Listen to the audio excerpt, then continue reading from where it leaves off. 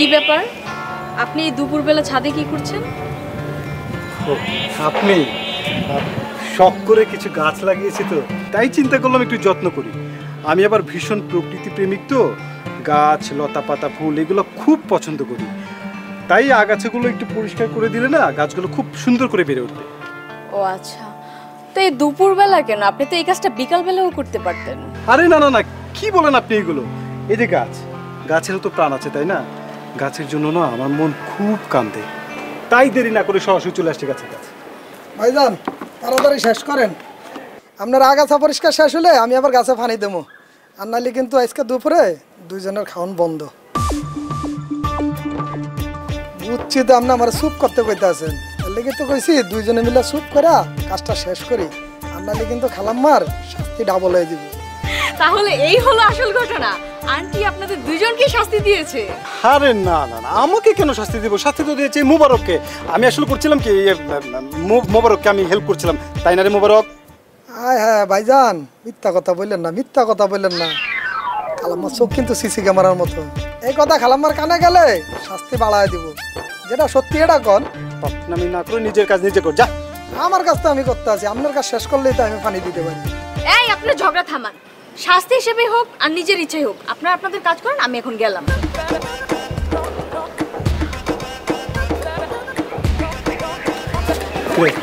এবার খুশি? আমার প্রেস্টিজটা পাঁচটা করে তুই এখন খুব খুশি না? আপনার ঠান্ডা হয়েছে? আমি আবার কি করলাম? যেটা সত্যি এটাই তো কইলাম। যেটা সত্যি দেখো, যা কাম কর। আপনি পরিষ্কার শেষ না করলে আমি পানি দিব কেমন? আপনার ডামনে করেন, তারপরে আমার ডাক তো আবার শাস্তি খাই না, যা কাম কর। আপনি পরিষ্কার করেন, আমি পানি দিতে আছি।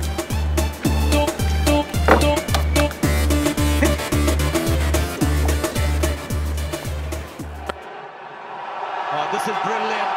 That's 50. And without taking any undue risks. ভাইয়া রিমোট একটু দে না। বিরক্ত করিস না, তো খেলা দেখতেছি, খারাপ করে। আরে পুরো ম্যাচ দেখার কি দরকার? তুই শেষে 5 ওভার দেখলে ম্যাচের পুরো রেজাল্ট বুঝতে পারবি। রিমোট একটু দে না, আমার পছন্দের নাটকটা শেষ হয়ে যাচ্ছে। বললাম না যে খেলা দেখবো, খেলা দেখতেছি, যা। আমি বললাম না নাটক দেখবো, দে না ভাইয়া। আরে দে না, বললাম না। কি হচ্ছে এখানে? মা কিছু না। আমি তো শব্দ পেলাম। মা মনে হয় টিভির আওয়াজ শুনেছো। হবে হয়তো। রিমোটটা দাও তো, রাতে নিউজটা দেখি। মা নতুন কোনো নিউজই নেই, ওরা সকালে যা বলেছে বিকেলেও তা বলছে। মা তার চেয়ে বরং ভারত পাকিস্তানের একটা দুর্দান্ত ম্যাচ হচ্ছে, চলো সেটা দেখি। রিমোট দাও।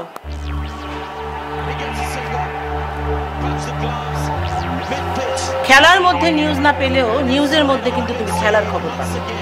সো নিউজ দেখো। গাজা উপত্যকায় ইসরায়েলি বর্বরতা চলছে। খেলা তো দেখে বাচ্চা পালাবেন, এত বড় ছেলে খেলা দেখে নাকি? 32 জন, এদের মধ্যে তো নাটক দেখা ভালো। মা তুমি এক কাজ করো, 27 নম্বর চ্যানেলটা দাও, ওখানে একটা দারুণ সুন্দর হিন্দি সিরিয়াল চলছে, দেখলে তোমার হাসতে হাসতে পেট ব্যথা হয়ে যাবে। টিভিতে হিন্দি সিরিয়াল না দেখে বাস্তবে চোখ কান খোলা রাখো, অনেক নাটক দেখতে পারবে এবং শিখতে পারবে। সপ্তাহখানেক চলতে পারে অভিযান দিয়েছেন এমন ইঙ্গিত। কি হচ্ছে? দ্বিতীয় দিনের মতো নিউজ দেখা। হামলায় কেঁপে উঠেছে গাজা। ইসরায়েলের দাবি, এবার হামাস নয় পিআইজের সামরিক স্থাপনা তাদের টার্গেট। যদিও বিমান থেকে ছোড়া একের পর এক গোলা।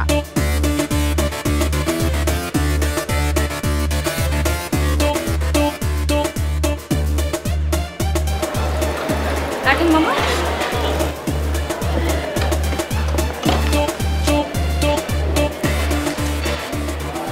আন্টি কি আপনাকে আজকেও শাস্তি দিয়েছে নাকি? আমাকে বলছে? আপনাকেই বলছি। কেন আমাকে কেন শাস্তি দিবে? আপনি যেভাবে মূর্তির মতো দাঁড়িয়ে আছেন, আপনাকে দেখে মনে হচ্ছে আন্টি আপনাকে রোদে দাঁড়িয়ে থাকা শাস্তি দিয়েছে। আরে না না, অফিসে যাওয়ার জন্য অনেকক্ষণ ধরে রিক্সা খুঁজছিলাম, কোনো রিক্সাই খুঁজে পাচ্ছি না। এটা কিন্তু এক ধরনের ভাগ্যের শাস্তি বলতে পারেন। ঢাকা শহরে অলিতে গলিতে ফাঁকা রিক্সা পাওয়াটা কিন্তু কঠিন কাজ, আর এটা কিন্তু আন্টির শাস্তি থেকে কোনো অংশে কম নয়। একদম ঠিক বলেছেন। আচ্ছা আপনি তো চলে এসেছেন, আমি দেখুন কোনো রিক্সাই খুঁজে পাচ্ছি না। আপনি যে রিক্সাটা নিয়ে এসেছেন আমি সেটা নিয়ে অফিসে চলে যাই। না না, আমি তো জাস্ট 5 মিনিটের জন্য বাসায় এসেছি, আর এই রিক্সা দিয়ে আমার আবার চলে যেতে হবে। দেখেছেন দেখেছেন আমার কপালটা কত খারাপ। আচ্ছা, আপনি এক কাজ করতে পারেন, আপনি চাইলে আমার সাথে একই রিক্সায় মেন রাস্তা পর্যন্ত যেতে পারেন, পরে ওইখান থেকে অন্য একটা রিক্সা নিয়ে চলে যাবেন। এটা কিন্তু খারাপ না। আচ্ছা, তাহলে আপনি রিক্সায় উঠে বসেন, আমি 5 মিনিটের ভিতর আসছি। Thank you.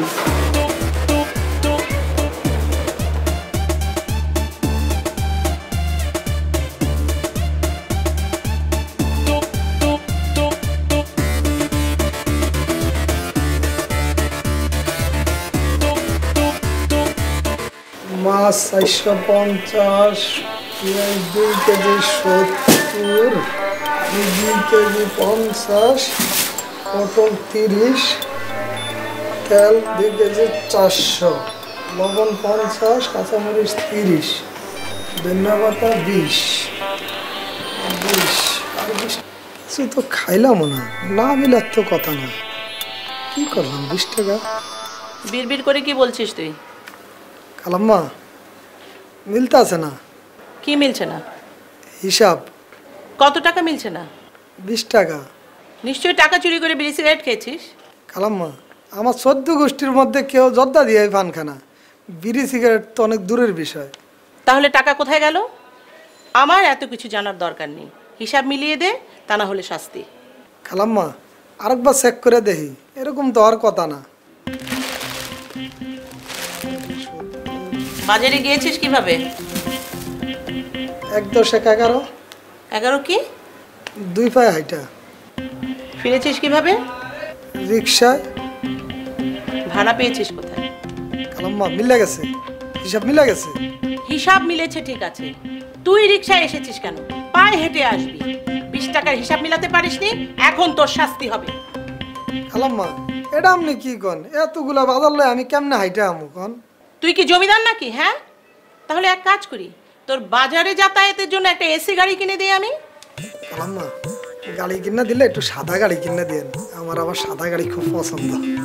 তুই তাহলে এক কাজ কর, তুই 5 মিনিট এক পায়ে কানে ধরে দাঁড়িয়ে থাক, আমি তোর জন্য গাড়ির ব্যবস্থা করছি।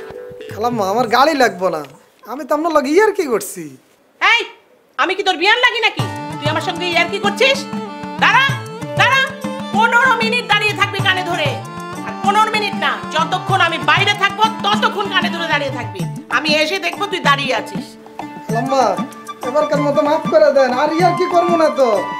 খালাম্মা বুঝছো রফিক, এই যে ম্যাপ দেখে তারপরে কাজ করবা, ঠিক আছে? একটু যেন এদিক সেদিক না হয়। হ্যাঁ, ঢালাই সব ঠিক আছে তো?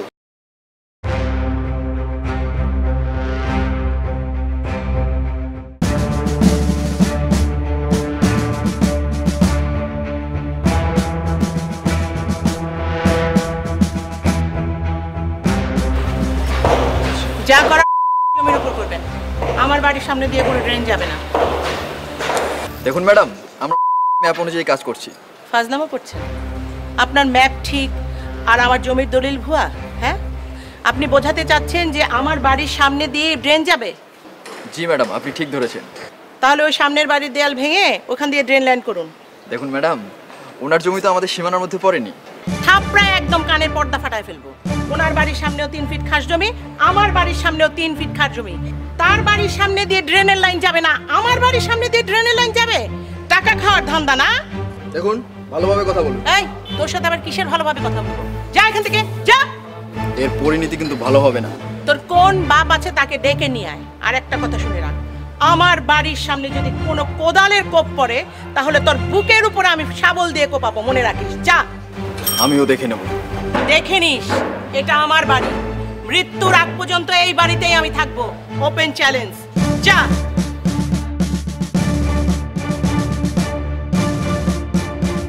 নগদ পেমেন্টে 500 টাকা পর্যন্ত ক্যাশব্যাক আর লেনদেনে প্রতিদিন ডিপ ফ্রিজ এবং ঘন্টায় ঘন্টায় এসি টিভি সহ দারুণ সব গিফট।